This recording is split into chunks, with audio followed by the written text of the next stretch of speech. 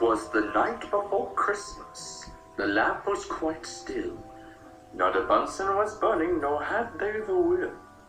The test tubes were placed in the racks with great care, in hopes Father Chemistry soon would be there.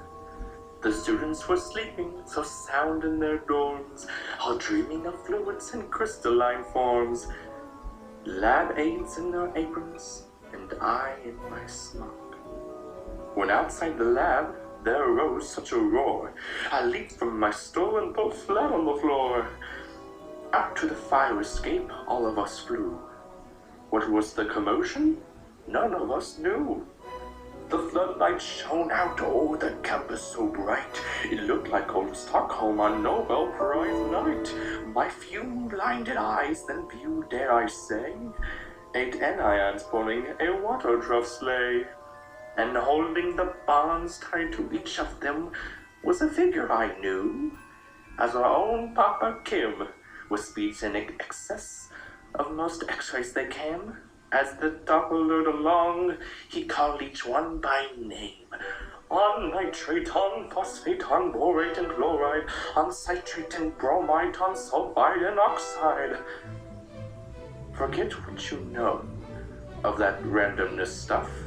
Let's go straight to that roof, if you've quanta enough. As fluids Brendonian behave in a pinch, those ions said, "Alchemist, this is a cinch."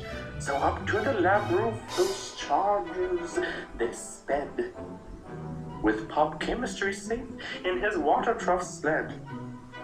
Just a microsec later, electroscope showed charged particles coming to our lab abode. We raced back inside, and what do you think? Down the fume hood Pop Tim fell right into the sink. He was dressed in a lab coat, quite ragged and old, with removable buttons, the style, we're told. A tray full of beakers he clutched to his heart, and under his arm was an orbital chart. His eyes through his goggles I just couldn't see. His hands were all yellow from HNO3. His head was quite bald, with a fringe all around, like a ring test for iron, that same shade of brown. He puffed a cigar, with a smell not at all unlike the organic lab right down the hall. The smoke billowed forth from his angular face, and with Brownian movement enveloped the place. He was thin as a match and not terribly tall. He wasn't the type I'd expected at all. But look at his clothes and his lab's harsh white light. With the acid burn hose, he's a chemist, all right. He didn't say much. He had no time to kill. and filled all the test tubes with nary spill. Then placing them back on the benches with care, he dashed to the fume hood and rose through the air. He called to his team, and his ions took off, and kinetics took care of Pumpkin and his truck.